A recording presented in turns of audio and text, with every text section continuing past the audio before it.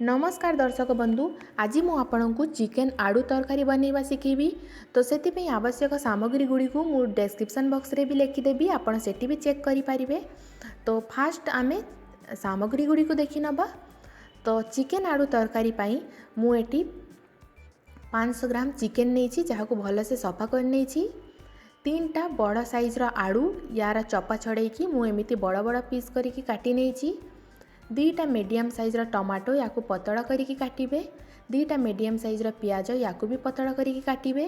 अदा रसुण paste 1 table spoon, जीरा गुंड half tea spoon, धनिया गुंड हाफ टी स्पून, हल्दी गुंड 1 टी स्पून, कश्मीरी लंका गुंड 1 टी स्पून, गोलमरीच गुंड 1 tea spoon, chicken मसला 1 table spoon, लुण स्वाद अनुसार, किछि भृसंग पत्र, 2-3टा कंचा लंका या मझिरु काटी नहीं, मेथी दाना 1 टी स्पून,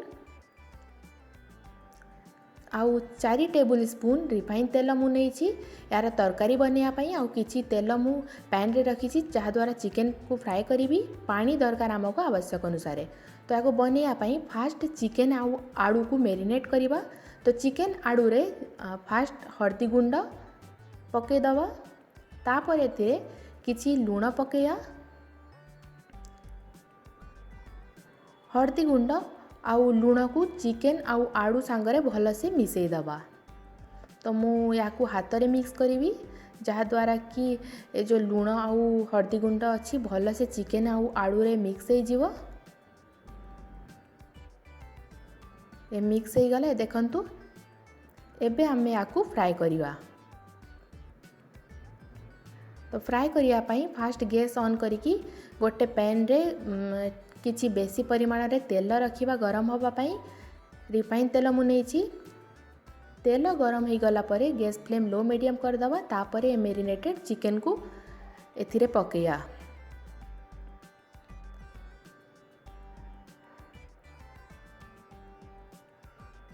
आमे चिकेन को लो मीडियम फ्लेम रे भल से फ्राए करनबा। किछि समय परे चिकेन पीसेस गुड़ाक अलगा साइड को एमिति साइड चेंज करदबा जहाँद्वारा कि चिकेन सबु आड़ू भल से फ्राए हो जीवो। चिकेन को हल्का गोल्डन ब्राउन कलर हवा पर्यंत याको फ्राए करिवा। चिकेन को 80% आमे 80 फ्राए करनबा जहाँद्वारा कि कम समय लागिबो तरकारी बनैया पाई।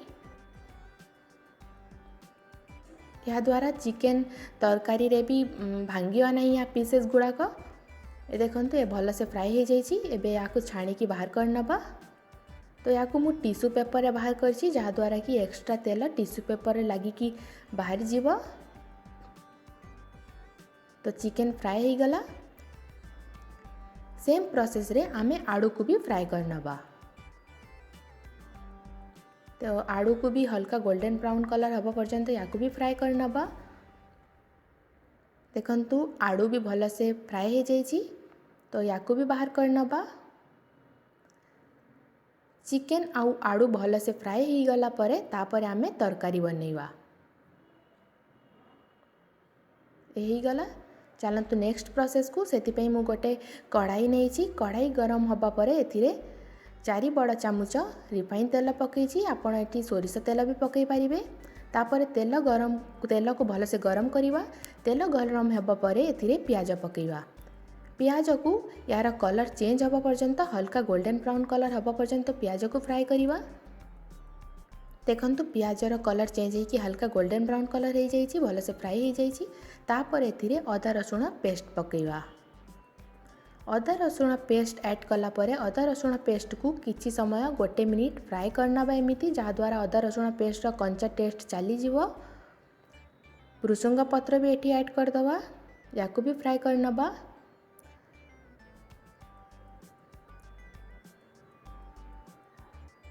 तो लो मीडियम फ्लेम रे आमे अदा रसुण पेस्ट को 1 मिनिट फ्राए करनबा। ए फ्राए हो गला।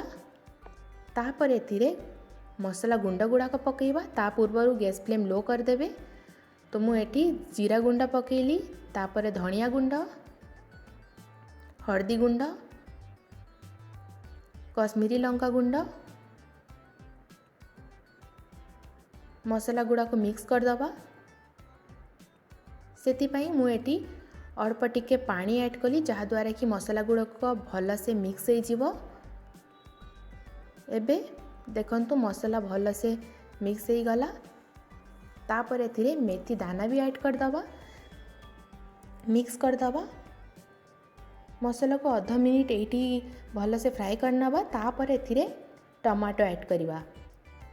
टमाटो ऐड कला परे मु एथिरे किछि परिमाण रे लूण पकेबी जहाद्वारा कि ए जो टमाटो अच्छी भल से सॉफ्ट हो जिवो। मिक्स करदबा लूण को। एबे मु याकू कवर करिकी कुक करिबी जहाद्वारा कि टमाटो भल से सॉफ्ट हो जिवो। तो याकू कवर करिकी 2 मिनिट लो फ्लेम रे मु कुक करिबी। 2 मिनिट हो गला। ए देखंतु टमाटो टिके सॉफ्ट हो जाइछि। तो याकू एमिति चामच रे एमिति मैश करदेबे जहाद्वारा कि बड़ बड़ टुकड़ा जो अच्छे टमाटर ताहा भी सॉफ्ट होइकी मेल्ट हो जिवो। एबे मु एथिरे ए फ्राए करिकी जो चिकन आड़ू रखिथिली ताकू ऐड करिबी।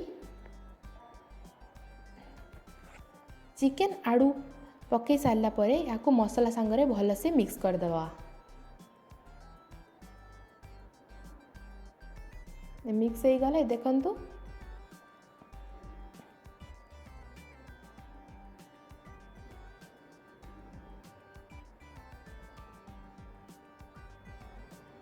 एबे मु एथिरे पानी ऐड करिबी। आपन को जेते की परिमाण रे तरकारी दरकार आपन सेति की पानी ऐड करि परिबे। तो मु एठी गरम पानी ऐड करिछि। पानी को फास्ट गरम कर नेइथिली। मु एठी 2 ग्लास पानी ऐड करिछि। आपन को जेति की तरकारी दरकार आपन सेति की परिमाण रे पानी ऐड करि परिबे। मिक्स कर दवा।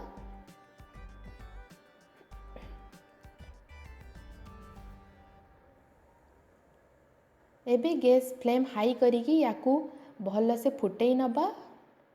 एबे मु एथिरे लूण स्वाद अनुसार पकेबी। लूण मु फास्ट भी पकईथी। आपण निज स्वाद हिसाब रे लूण पकेबे। तापर एथिरे गोलमरीच गुंड पकेबा। तापर चिकन मसला निश्चित भाव में पकेबे। या द्वारा यार टेस्ट बहुत भल आसे। मिक्स कर दबा। तरकारी रे भल से मसला गुड़ी को मिक्स कर दबा। ए मिक्स हो गला। देखंतु एबे याकू हाई फ्लेम रे आमे 5 रु 7 मिनिट रांधिबा। तापरे 5-7 मिनिट पर गैस को ऑफ कर दबा। आ ऊपर गार्निश करिया पई एमिति कंचा लंका गुड़ी को एमिति ऐड कर दबा। आपण एठी धनिया पत्र भी ऐड करि पारंती। देखंतु हमर चिकन आड़ू करी रेडी हो जाइछि सर्व करिया पई। तो मु याकू गोटे बाउल रे एमिति बाहर कर देबी। आपण चिकन आड़ू करी को रुटी परोठा नहेले भात सहित खाई पारिबे। मु याकू फ्राए राइस सहित सर्व करिछि। तो आपण देखिले चिकन आड़ू तरकारी बनैबा केते इजी अछि। आपण मोर एई रेसिपी को निश्चित भाव में ट्राए करंतु। आउ मोर एई रेसिपी आपण को केमिति लागिला आपण मते कमेंट करिकि निश्चित बतांतु। जदि रेसिपी रिलेटेड आपणकर कौनसी भी डाउट अछि तेबे आपण मते कमेंट करिकि भी पचारि पारिबे। मु आपणकर उत्तर सियोर देबी। तो जदि मोर सबु रेसिपी गुड़ी को आपन को भल लगुच तेबे मोर एई चैनल को सब्सक्राइब करंतु।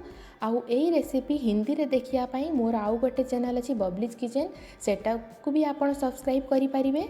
तो ओडिया रेसिपी पाई आपन मोर एई चैनल को सब्सक्राइब करंतु। हिंदी रेसिपी पाई आपन मोर बबलीज किचन को सब्सक्राइब करंतु। धन्यवाद।